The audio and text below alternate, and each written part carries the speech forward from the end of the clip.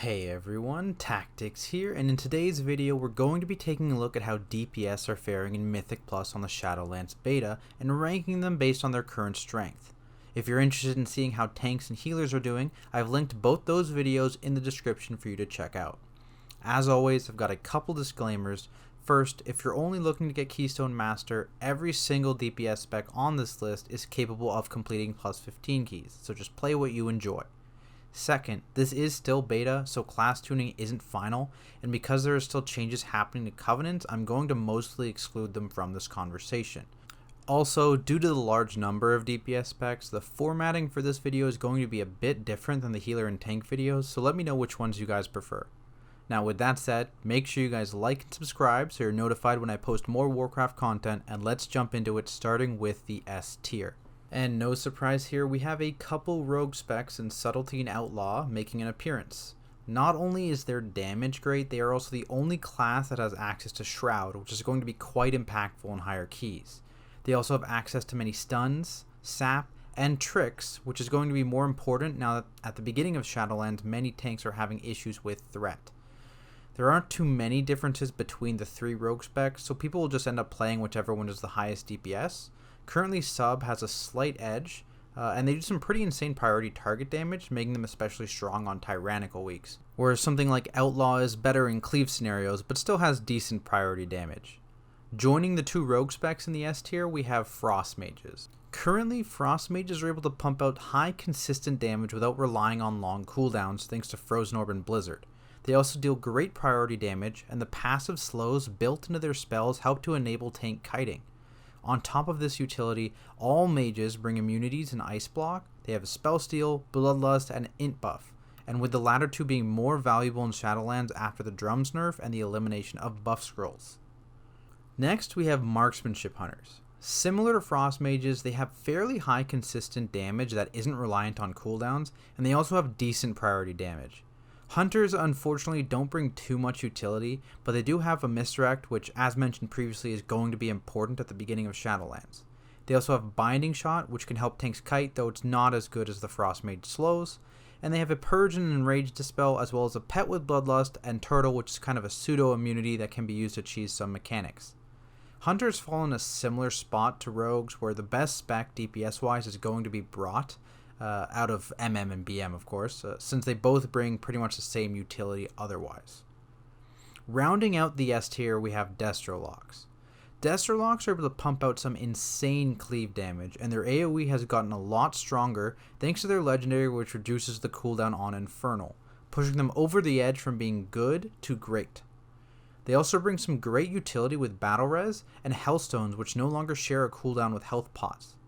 There's also the potential for some gateway skips, but those haven't been thoroughly tested, and likely in the top keys groups are going to have a rogue anyways, so they're just going to use Shroud to skip. Moving on to the A tier, we have a few specs that still have solid DPS and utility, but are just a step down from the specs I mentioned in the S tier. To start, we have Shadow Priests. Thanks to their recent rework, Shadow Priests have some pretty solid, consistent AoE damage, mostly due to talents like Searing Nightmare. Because of this, they can reduce their setup time significantly in AoE situations, which combined with their solid self-sustain makes them much more appealing in Mythic Plus. Utility tools like Vampiric Embrace means they can help out their healer when AoE damage from things like Grievous are going out, and Purified Disease can also be useful if your healer is lacking a disease dispel. They also gain the stamina buff, which is much more useful again thanks to the removal of buff scrolls, and of course they have Mass Dispel, which gain a lot of value with the changes to bursting, allowing them to get rid of it entirely. Next up in the B tier, we have Elemental Shamans. Earthquake has survived the target cap and has a pretty big power boost thanks to a legendary that they use. They've also gained some mobility with Spirit Walker's Grace for those situations where they need to move but still want to cast. While Ele Shamans are still quite squishy, they bring a ton of utility, including an AoE stun, Tremor Totem, Purge, Bloodlust, a Curse to Spell, and the shortest cooldown kick in the game, not to mention all the pseudo interrupts that can be provided by Earthquake's knockdown. Following Elemental Shamans, we've got BM Hunters and Assassination Rogues. BM brings almost the exact same utility as Marksmanship, but currently it's dealing a little bit less damage. They do have the extra defensive benefit of Spirit Beast, and they're more mobile than Marksmanship, but in the end, as I stated previously, the spec that does more damage is going to be the one that gets brought. Similar with Assassination Rogues, it's a higher burst damage spec, but it's lacking consistent AoE damage, and it's just a bit worse than the other two rogue specs, so right now it's a rank below. To end off the A tier, we have Affliction Locks.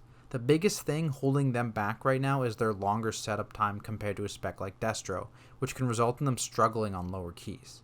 And since they both bring the same utility, Destro does have the upper hand. Seeing a pattern here? One thing in Affliction's favor though is that as packs get more health, it can begin to shine more, especially on tyrannical weeks. From there, let's shift gears to the B tier specs. Here we've got some more situational specs that could see use in higher keys depending on their final tuning and group compositions. Something you might have noticed is that outside of rogues, there are actually no melee DPS in the S or A tiers. For those of you unaware, melee is actually going to be very scary in Shadowlands, with both a plethora of cleave mechanics, as well as the introduction of a couple more melee unfriendly mechanics in Spiteful and Storming. These are key considerations, and one of the reasons we're going to start to see some more melee moving down into the B tier. First off, we've got Unholy DKs. They have absolutely huge AoE burst damage that gets stronger when pulls are bigger, but getting pulls big enough is going to be the big problem early on in the expansion. They also have a similar problem with setup that Affliction does, so they can feel much worse in lower keys. DKs are quite tanky thanks to their defensive cooldowns and potential for self-healing, which makes up a bit for them lacking mobility in melee, but it's still going to be a struggle for them. They did gain Anti-Magic Zone, which can be useful against the seasonal affix Prideful, but outside of that, Battle Res and Grip for those pesky range mobs, DKs are a bit lacking when it comes to utility. Next up, we've got Havoc Demon Hunters. Demon Hunters bring powerful, short cooldown burst AoE damage and are still decent in single target as well. They are both mobile and tanky with self-sustain, making being in melee a little easier. They have some decent utility as well, with access to an AoE stun, a purge, an immunity, and darkness, though darkness isn't nearly as strong in dungeons as it is in raids. On top of this, they also bring Chaos Brand to buff magic damage, which could be quite valuable with classes like Mage, Warlock, and Priest near the top of this list. Following Demon Hunters, we have our friendly neighborhood chickens. While Boomkins are lacking a little bit in the damage department currently, they provide absolutely insane utility. In Shadowlands, they've gained Ursul's Vortex and Stampeding Roar, which is added to their already massive list of utilities, including Typhoon, Battle Res, Solar Beam, Soothe, Hibernate, Mass Entangle, Innervate, a Poison and Curse Dispel, and Trance. Basically, they're a walking, squawking Swiss Army knife, and if they're able to be competitive on damage, they will be extremely valuable. From there, we have Windwalker Monks. They've kind of been memed on a bit recently, but Windwalkers are nowhere near as bad as the community is making them out to be. They provide some solid priority target damage and are decent in AoE scenarios as well. They're also extremely mobile and probably the tankiest melee DPS spec in the game, with access to Fortifying Brew, Touch of Karma, and Dampen Harm or Diffuse Magic. They don't have a ton of utility, but what they do have is quite valuable, with a Poison or Disease Dispel, Ring of Peace, and Mystic Touch, which, like the Demon Hunter's Chaos Brand, could be quite valuable if the right classes are in the group, such as Hunters and Rogues who are at the top of this list. Finishing off the B tier, we have Retribution Paladins. They have been really hurt by the AoE cap, as their biggest upside of having huge AoE burst damage has been greatly diminished, though it doesn't suffer the problem of having setup like Unholy. Paladins also lack both tankiness and mobility, which could be a real problem in Shadowlands dungeons. They do have a ton of utility, however, including Blessing of Protection, Freedom, Sacrifice, as well as a Poison and Disease Dispel, and the new Devotion Aura, which is just a passive 3% damage reduction for your entire group. Moving down to the C tier, we've got some specs that could really use some love and are lacking in a couple aspects. First, we've got Fury and Arms Warriors. Fury is the faster pace of the two specs, with a little more self-sustain compared to the Arms playstyle being much slower and burstier. In general, Warriors lack great utility, especially after the nerf to the Mass Spell Reflect legendary, now only bringing the attack power buff and a weak group defensive in Commanding Shout. Similar to Rogues and Hunters mentioned previously, the one that does the highest DPS is going to be the one that gets brought, and currently I'll give a slight edge to Fury, but it's still very close. Next, there's Frost DKs. Frost DKs are extremely cooldown reliant in order to deal damage. With their cooldowns up, they can match or even exceed the AoE burst damage of Unholy, but without it, they struggle to keep up, resulting in poor sustained damage.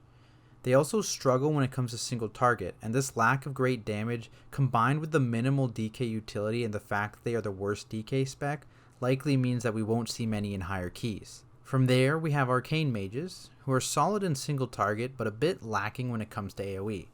They bring the same utility as Frost Mages minus the passive slows, but they could have some powerful interactions with the Prideful buff as it grants mana regen. The problem with this is that there hasn't really been much testing since Frost is just so strong currently. To conclude the C tier, we have Demo Locks. Similar to Arcane, this spec is a little hard to say where it stands due to Affliction and Destro getting most people's attention. In the past, they've had problems with movement and setup, as well as having to deal with pet AI, and unfortunately, none of those things have changed. Outside of their Demon Stun being an interrupt on stun immune targets, they haven't really gained much in Shadowlands, leaving them a bit behind the other Warlock specs. Lastly, we move on to the D tier. These are 4 specs that are severely lacking in several areas at the moment, and definitely need some real attention from Blizzard.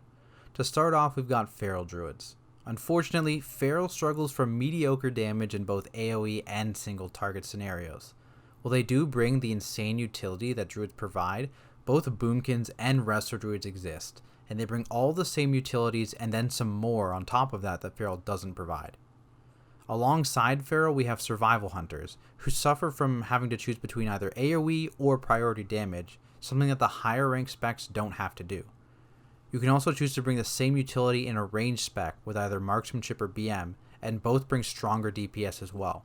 On top of this, they are one of the squishier melee DPS, and they don't have great mobility, which really doesn't help their case.